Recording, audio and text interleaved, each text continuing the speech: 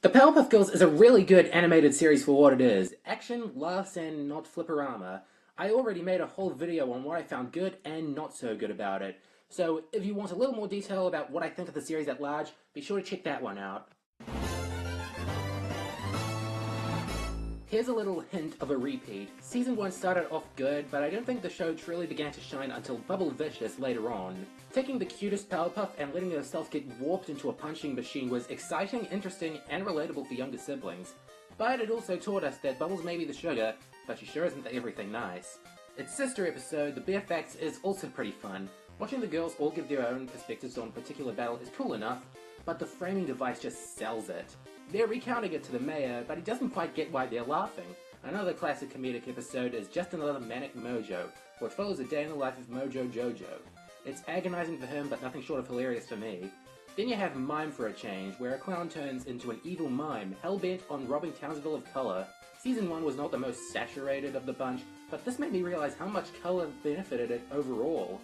Plus the song Love Makes the World Go Round is such a satisfying way to end the episode, and makes for a wonderful secondary anthem for the girls. Moving on to Season 2, Collect Her should hit me a little harder than it does. It's about a nerd who's so obsessed with the Powerpuff Girls that he kidnaps them. I'm not much of a collector myself though, maybe due to this episode. We get another fun minor villain and supper villain, its sister episode. They just make an ordinary father some psychotic lunatic, and it makes for one of the show's funniest episodes.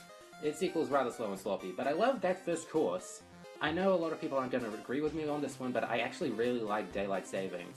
Sure, it's slow and the professor's motives are iffy, but the comedic timing at the climax gets me into a laughing fit every time. Then you've got the pseudo-Valentine's Day special, Cootie Grass, where the girls are scared of a boy who supposedly has cooties, so Mojo Jojo uses him as a weapon of intimidation. Not that the kid minds, Harry Pitt is kinda gross, but I can't help but adore how cheerful he is about everything. Then you've got Best Rainy Day Adventure Ever, a popular choice for the show's best episode, and while I wouldn't go that far, it's endlessly cute and endearing to see the girls roleplay themselves. On the opposite side of things, you've got Speed Demon, easily the most intense episode of the show. The girls race into the distant future where everyone they know and love has either died or gone insane, and it's just as creepy as it sounds. But creepy in an interesting way. I can't help coming back to this nightmare fuel. Back to the fluffy stuff with Season 3's Jewel of the Isle, making fun of cartoon cereal mascots and their formulaic commercials. I'll admit, the villain isn't the most interesting, but I still get a kick out of his pain and suffering. Super Zeros is also a fun bit of satire, but about how the girls want to be like their favorite superheroes, which costs them too much time and they keep missing the action. Now, Candy is Dandy is my favorite 11-minute episode of the series. The girls getting addicted to candy like a drug is a perfect mix of sugar and spice.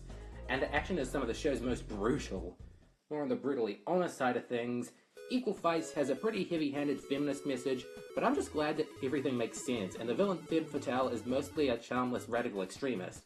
Even though the writer Lauren Faust doesn't look back on it fondly due to how mature it is, I guess she redeemed herself with Power Prof, which is as good as Professor-centric episodes come. It's like Uh-Oh Dynamo, but with more character. Capping off Season 3 highlights is Meet the Beatles, which, if you're a Beatles fan and you haven't seen this episode, you're missing out. It's a love letter to the man in every way imaginable, with references here, there, and everywhere. Now on to Season 4, which had the last super great episodes. Him Riddle Diddle is always on the move. The girls have to solve riddles, and in general race against the clock for Him's amusement, and the ending is gloriously satisfying.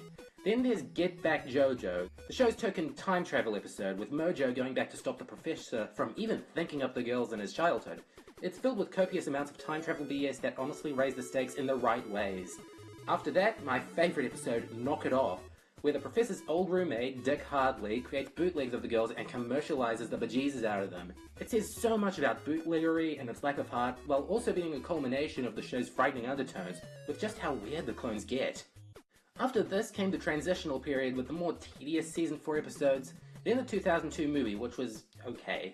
That's how I feel about a lot of the higher-end Season 5 and 6 episodes as well, they're okay. With a very notable exception of Power Noia.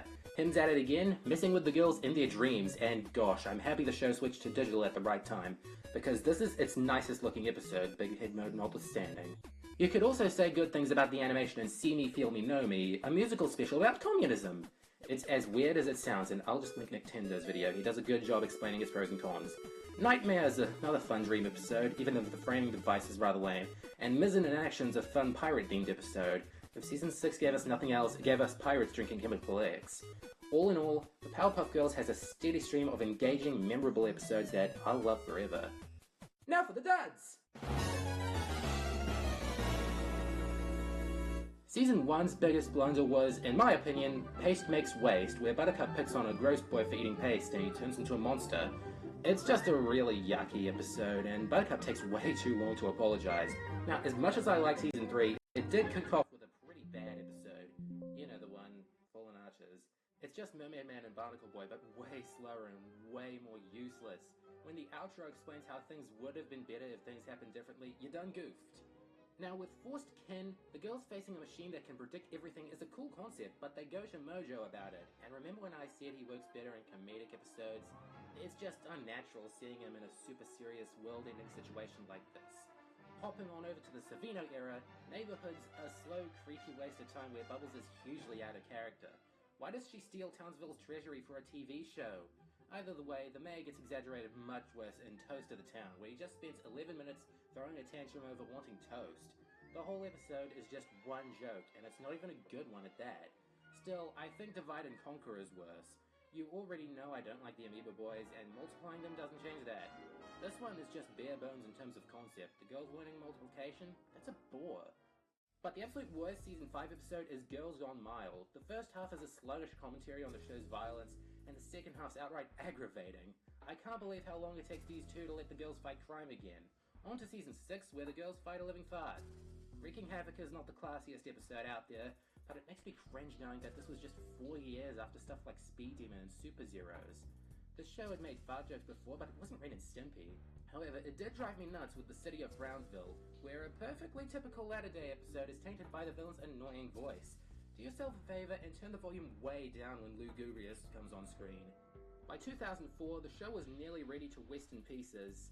Pretty much the Powerpuff origin story, just set in the Wild West. Bored yet? Here's a 2-minute long stare down. My least favorite episode of the whole show, however, has to be a made-up story. An evil villain with a creative name of Mask Scarer gives everyone in Townsville bad makeup, and good lord is it a test of patience. Instead of trying to stop Mask Scarer, they spend so much time rubbing their makeup off long after it's revealed to be permanent. Also, Blossom's a bit of an egotistical jackhalot for not being affected, and that's just not enjoyable to see either.